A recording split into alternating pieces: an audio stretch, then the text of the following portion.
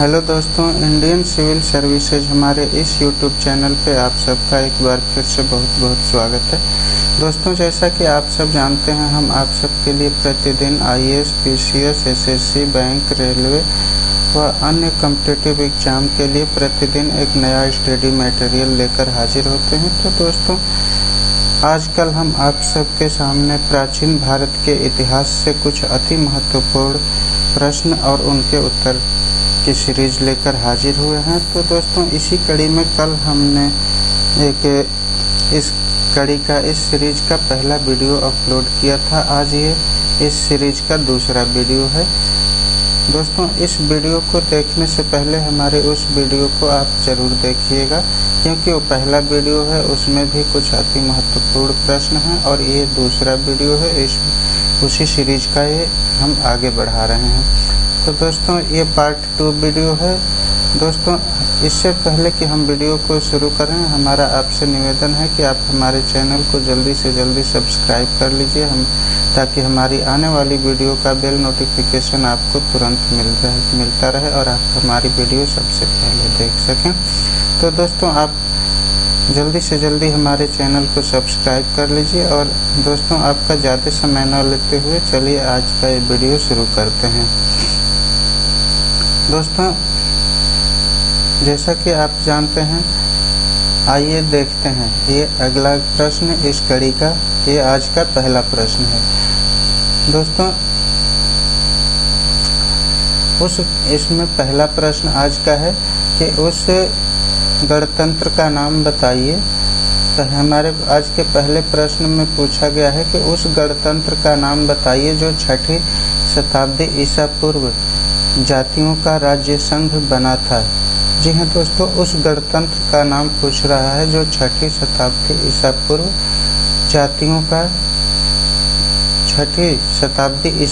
जातियों का राज्य संघ बना था। तो दोस्तों, ये गणतंत्र बज्जी था। जी हाँ दोस्तों, बज्जी गणराज्य जो है, बज्जी जो गणतंत्र था वो 6ठी शताब्दी में पूर्व जातियों का राज्य संघ बना था। अब अगला क्वेश्चन है, कौटिल्य में कौन से धर्म से संबंधित है? कौटिल्य देखिए, कैवल्य। जी हाँ दोस्तों, कैवल्य में कौन से धर्म से संबंधित हैं? तो ये जैन धर्म से। जी हाँ दोस्तों, कैवल्य जैन धर्म से संबंधित है। हमारा अगला प्रश्न है, गौतम बुद्ध कौन से गणराज्य के थे? तो दोस्तों, ये शाक्य गणराज्य के थे। गौतम बुद्ध शाक्य गणराज्य के थे। अगला प्रश्न है, अशोक ने तृतीय बौद्ध परिषद कहाँ बुलाई थी? जी हाँ दोस्तों, ये अगला प्रश्न है कि अशोक ने तृतीय बौद्ध परिषद कहाँ बुलाई थी? तो दोस्तों, इसका सही उत्तर है पाटलिपुत्र में। अशोक ने अपना तृतीय बौद्ध परिषद पाटलिपुत्र में बुलाई थी। अगला प्रश्न है, अर्थशास्त्र की रचना किसने की थी? जी हाँ दोस्तों, अर्थशास्त्र की रचना किसने की थी? तो इसका सही उत्तर है कौटिल्य ने। अर्थशास्त्र की रचना कौटिल्य ने की थी। और आज का हमारा ये अगला क्वेश्चन है, किसके द्वारा तृतीय बौद्ध परिषद को संरक्षण प्रदान किया गया था? तो ये अशोक के द्वारा। जी हाँ दोस्तों, अशोक के द्वारा तृतीय बौद्ध परिषद को संरक्षण प्रदान किया गया था। और आज का अगला प्रश्न है, यूनानियों को भारत से बाहर किसने निकाला था? तो ये थे चंद्रगुप्त मौर्य। चंद्रगुप्त मौर्य ने यूनानियों को भारत से बाहर निकाला था। अगला प्रश्न है, शिलालेखों में किस राजा को देवनाम पिया प्रियदर्शी देवताओं का प्रिय कहा गया है? जी हाँ दोस्तों, ये नाम आप याद रखिएगा। शिलालेखों में किस राजा को देवानाम पिया प्रियदर्शी देवताओं का प्रिय कहा गया है? तो वो है अशोक। जी हाँ दोस्तों, अशोक को जो है शिलालेखों में देवनाम पिया प्रियदर्शी कहा गया है, जिसका अर्थ होता है देवताओं का प्रिय। अगला प्रश्न आइए देखते हैं। अगला प्रश्न है, कहा जाता है कि सेंट थॉमस ईसाई धर्म का प्रचार करने के लिए भारत आए थे। वे किसके शासनकाल के दौरान आए थे? जी हाँ दोस्तों, सेंट थॉमस किसके शासनकाल के दौरान आए थे? तो ये थे पार्थियन। सेंट थॉमस ईसाई धर्म के प्रचार प्रसार के लिए भारत आए थे और ये पार्थियन शासनकाल के दौरान आए थे। अगला क्वेश्चन है किसने भारत पर सबसे पहले चढ़ाई की। जी हाँ दोस्तों, भारत पर किसने सबसे पहले चढ़ाई की, तो ये थे डेरियस वन ने भारत पे सबसे पहले चढ़ाई की। जी हाँ दोस्तों, डेरियस वन ने भारत पे सबसे पहले चढ़ाई की थी। अब आइए अगला प्रश्न देखते हैं। दोस्तों, ये जो भी प्रश्न हम देख रहे हैं ये अति महत्वपूर्ण प्रश्न है एग्जाम के दृष्टिकोण से, और एग्जाम में ये अक्सर पूछे जाते हैं। तो दोस्तों आइए अगला क्वेश्चन देखते हैं। अगला क्वेश्चन है यूनानी रोमन कला को कहाँ स्थान प्राप्त हुआ था। जी हाँ दोस्तों, यूनानी रोमन कला के बारे में पूछा जा रहा है कि यूनानी रोमन कला को कहाँ स्थान प्राप्त हुआ था। तो दोस्तों इसका सही उत्तर है गांधार में। यूनानी रोमन कला को गांधार में स्थान प्राप्त हुआ था। अगला प्रश्न है ईस्वी सन 78 से प्रारंभ होने वाले शक संवत का संस्थापक कौन था। तो दोस्तों इसका सही उत्तर है कनिष्क।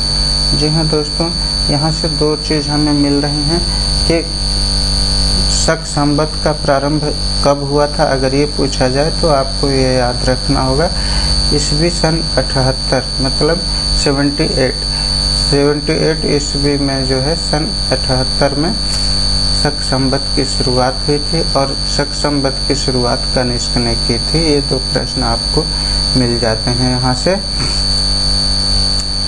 अगला प्रश्न है शक संवत किसने और कब शुरू किया था। देखिए दोस्तों, जो प्रश्न यहाँ ऊपर पूछा गया था ईस्वी सन 78 से प्रारंभ होने वाले शक संवत के संस्थापक कौन थे, तो ये कनिष्क थे। अब उसी प्रश्न को दूसरे तरीके से पूछा जा रहा है कि शक संवत किसने और कब शुरू किया था। तो दोस्तों इसका सही उत्तर है कनिष्क ने 78वीं ईस्वी में। जी हाँ दोस्तों, कनिष्क ने 78वीं ईस्वी में शक संवत की शुरुआत की थी। अगला प्रश्न है वह महानतम किसान नेता कौन था जो बौद्ध बन गया था। जी हाँ दोस्तों, वह महानतम किसान नेता कौन था जो बौद्ध बन गया था, तो वो कुजाला था। जी हाँ दोस्तों, कुजाला एक किसान था जो कि बाद में बौद्ध बन गया था। आप याद रखिएगा, एग्जाम में आ सकता है। अगला प्रश्न है संगम युग का संबंध कहाँ के इतिहास से है। जी हाँ दोस्तों, संगम युग का संबंध कहाँ के इतिहास से है, तो ये तमिलनाडु से है। जी हाँ दोस्तों, संगम युग का संबंध तमिलनाडु के इतिहास से है। अगला प्रश्न है कुषाण काल में भारतीय और ग्रीक शैली के मिश्रण से विकसित कला शैली को किस नाम से जाना जाता है, तो ये गांधार कला के नाम से जाना जाता है। जी हाँ दोस्तों, कुषाण काल में भारतीय और ग्रीक शैली के मिश्रण से जो कला शैली विकसित हुई थी उसे गांधार कला के नाम से जाना जाता है। अगला प्रश्न है किस राजादेश में अशोक ने कलिंग युद्ध के हताहतों का उल्लेख किया और युद्ध त्याग की घोषणा की है, तो इसका सही उत्तर है शिला राजादेश 13वां। जी हाँ दोस्तों, शिला राजादेश 13। देखिए दोस्तों, अति महत्वपूर्ण क्वेश्चन है, इसको आप याद रखिएगा। ऐसे क्वेश्चन बार बार एग्जाम में आते हैं। ये क्वेश्चन है, ये प्रश्न है कि किस राजादेश में अशोक ने कलिंग युद्ध के हताहतों का उल्लेख किया है और युद्ध त्याग की घोषणा की है, तो इसका सही उत्तर है शिला राजादेश 13। अब अगला प्रश्न है अशोक ने समूचे भारत और शिलोम बौद्ध धर्म का प्रसार किस प्रकार किया, तो धर्म महापात्रों को भेजकर। जी हाँ दोस्तों, इसका सही उत्तर है धर्म महापात्रों को भेजकर। देखिए दोस्तों, ये जो क्वेश्चन हम देख रहे हैं ये अति महत्वपूर्ण क्वेश्चन है जो बार बार एग्जाम में आते हैं। इनको आप अगर याद रखेंगे तो आपको आने वाले समय में बहुत ही सहायता मिलने वाली है इन क्वेश्चनों से। ये आपको आने वाले एग्जाम में पता चलेगा। दोस्तों ये देखिए, अशोक ने समूचे भारत और सिलोम यानी श्रीलंका में बौद्ध धर्म का प्रसार किस प्रकार किया? तो इसका सही उत्तर है धर्म महापात्रों को भेजकर। जो उस समय बौद्ध धर्म के अनुयायी होते थे उन्हें ही धर्म महापात्र लिखा गया है, उन्हें ही धर्म महापात्र कहा जाता था। एक ये और एक ये ऊपर जो हम देखे थे कि किस राजा देश में कलिंग युद्ध के हताहतों का उल्लेख किया गया और युद्ध त्याग की घोषणा अशोक ने किया था। तो ये जो है शिला राजा देश 13 था, 13। अब आइए अगला प्रश्न देखते हैं। अगला प्रश्न है सातवाहन का सबसे बड़ा शासक कौन था? सातवाहन वंश का ये प्रश्न है, सातवाहन वंश से संबंधित ये प्रश्न है कि सातवाहन का सबसे बड़ा शासक कौन था? तो ये था गौतमी पुत्र सतकर्णी। जी हाँ दोस्तों, सातवाहन वंश का सबसे बड़ा शासक जो है गौतमी पुत्र सतकर्णी थे। दोस्तों ये सब प्रश्न अति महत्वपूर्ण प्रश्न हैं जो आपको हर एग्जाम में देखने को मिल जाएंगे, आप इस चीज़ को ध्यान रखिएगा। दोस्तों देखिए, सातवाहन का सबसे बड़ा शासक कौन था? तो ये थे गौतमी पुत्र सतकर्णी। अब अगला प्रश्न है किस भारतीय शासक ने कलिंग का युद्ध लड़ा? तो देखिए दोस्तों, कलिंग का युद्ध अशोक लड़े थे। अगला प्रश्न है संगम साहित्य के संरक्षक कौन थे? जी हाँ दोस्तों, संगम साहित्य के संरक्षक कौन थे? तो ये पांड्य थे। पांड्यन जो है संगम साहित्य के संरक्षक थे। अगला प्रश्न है मौर्य साम्राज्य की राजधानी कहाँ स्थित थी? तो ये दोस्तों पाटलिपुत्र थी। मौर्य साम्राज्य की राजधानी पाटलिपुत्र थी। अगला प्रश्न है आयुर्वेद के वैद्य चिकित्सा का भगवान किसे मानते हैं? तो धन्वंतरी को। जी हाँ दोस्तों, आयुर्वेद के वैद्य चिकित्सा का भगवान धन्वंतरी को माना जाता है। अगला प्रश्न है आर्यभट्ट और बाराहमिहिर के सुविख्यात नाम किसके युग के साथ संबंधित हैं? तो ये गुप्त वंश के साथ संबंधित हैं। आर्यभट्ट और बाराहमिहिर के सुविख्यात नाम गुप्त वंश से संबंधित हैं। दोस्तों आप याद रखिएगा, ये अति महत्वपूर्ण प्रश्न है और ये बार बार आता है कि आर्यभट्ट और बाराहमिहिर कब हुए थे? तो ये गुप्त वंश के शासन में हुए थे। अगला प्रश्न है कवि कालिदास किसके राज्य के कवि थे? जी हाँ दोस्तों, देखिए कवि कालिदास किसके राज्य के कवि थे? तो चंद्रगुप्त विक्रमादित्य के। जी हाँ दोस्तों, कवि कालिदास चंद्रगुप्त विक्रमादित्य के राज्य के कवि थे। अब विक्रमादित्य के राज्य कवि थे। अगला प्रश्न है गुप्त शासकों की सरकारी दरबारी भाषा क्या थी? तो दोस्तों इसका सही उत्तर है संस्कृत। गुप्त शासकों की सरकारी दरबारी भाषा संस्कृत थी। अगला प्रश्न है गुप्त वंश का वह कौन राजा था जिसने हुणों को भारत पर आक्रमण करने से रोका था? तो दोस्तों ये थे स्कंदगुप्त। जी हाँ दोस्तों, गुप्त वंश का सबसे बड़ा राजा जो कि हुणों को भारत पर आक्रमण करने से रोका था वो थे स्कंदगुप्त। अगला प्रश्न है अपनी प्रसार की नीतियों के कारण भारत का नेपोलियन कहलाने वाला राजा कौन था? तो ये समुद्रगुप्त थे। समुद्रगुप्त। देखिए दोस्तों, यहाँ से आपको दो प्रश्न मिल रहे हैं कि भारत का नेपोलियन किसे कहा जाता है? तो समुद्रगुप्त को। और अगर पूछा जाए कि समुद्रगुप्त को भारत का नेपोलियन क्यों कहा जाता है? तो दोस्तों इसका सही उत्तर है प्रसार की नीतियों के कारण। अपनी प्रसार की नीतियों के कारण ही समुद्रगुप्त को भारत का नेपोलियन कहा जाता है।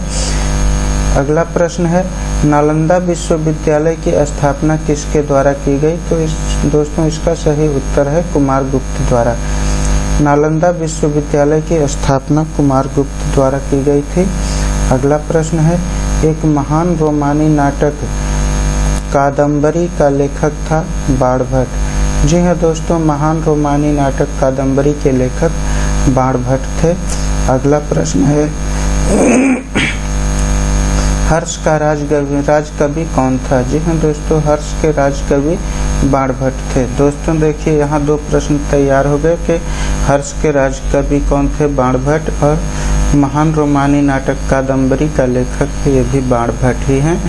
दोस्तों ये जितने भी प्रश्न हम देख रहे हैं ये अति महत्वपूर्ण प्रश्न हैं, हम आपको बार बार बता रहे हैं, इसको आप ध्यान में रखिएगा। तो आपको आने वाले समय में जो भी आप एग्ज़ाम देंगे वो एग्ज़ाम आपके बहुत अच्छे जाएंगे और आपके सफल होने की संभावना बहुत ज़्यादा बढ़ जाएगी। देखिए हर्ष का राजकवि बाणभट्ट थे। अगला प्रश्न है, शून्य के सिद्धांत का प्रतिपादन किसने किया? तो ये आर्यभट्ट किए थे। जी हाँ दोस्तों, शून्य के सिद्धांत का प्रतिपादन आर्यभट्ट किए थे। अगला प्रश्न देख लेते हैं, गुप्त काल के दौरान कौन सा चांदी का सिक्का जारी किया गया था? तो ये था रुपया का। जी हाँ दोस्तों, गुप्त काल के दौरान कौन सा चांदी का सिक्का जारी किया गया था? अगर ये पूछा जाए तो आप ध्यान रखिएगा कि रुपये का सिक्का जारी किया गया था। अब अगला प्रश्न है, रवि कीर्ति जो एक जैन थे और जिन्होंने ऐहोल प्रशस्ति की रचना की थी को किसका संरक्षण प्राप्त था? तो दोस्तों इसका सही उत्तर है पुलकेशिन द्वितीय का। देखिए दोस्तों, रवि कीर्ति जो एक जैन थे और जिन्होंने ऐहोल प्रशस्ति की रचना की थी को किसका संरक्षण प्राप्त था? तो दोस्तों इसका सही उत्तर है पुलकेशिन द्वितीय का। अब अगला प्रश्न है, प्राचीन भारत में प्राचीनतम बौद्ध विश्वविद्यालय का नाम बताइए। तो ये था तक्षशिला। जी हाँ दोस्तों, ये बहुत ही विख्यात विश्वविद्यालय है जिसे तक्षशिला विश्वविद्यालय कहा जाता है। ये प्राचीन भारत का बहुत ही विख्यात विश्वविद्यालय था। यहाँ बौद्ध धर्म से रिलेटेड पढ़ाई होती थी और यहाँ पढ़ने के लिए दूर दूर से और विदेश से भी लोग आया करते थे। तो दोस्तों आज का हमारा ये वीडियो यहीं संपन्न होता है। और दोस्तों वीडियो संपन्न करने से पहले एक बार हम आपसे फिर विनम्र निवेदन करना चाहते हैं कि आप हमारे चैनल को सब्सक्राइब कर लीजिए, हमारे वीडियो को अधिक से अधिक देखिए और अपने दोस्तों के साथ शेयर कीजिए ताकि आपका और आपके दोस्तों का सबका ज्ञानवर्धन हो सके और आप सब जल्द से जल्द अपना लक्ष्य हासिल कर सकें। और हमारे चैनल को सब्सक्राइब करके बेल के निशान को दबा दीजिएगा ताकि हमारे आने वाली हर वीडियो का बेल नोटिफिकेशन आपको तुरंत मिल सके और आप हमारे वीडियो को सबसे पहले देख सकें। तो दोस्तों आज का ये वीडियो हम यहीं संपन्न करते हैं। मिलेंगे आपसे अगले दिन एक अन्य वीडियो के साथ, जो कि इसी वीडियो का अगला भाग होगा, वो पार्ट 3 होगा। तो दोस्तों इसी के साथ हम आज से आपसे विदा चाहते हैं। जय हिंद, नमस्कार।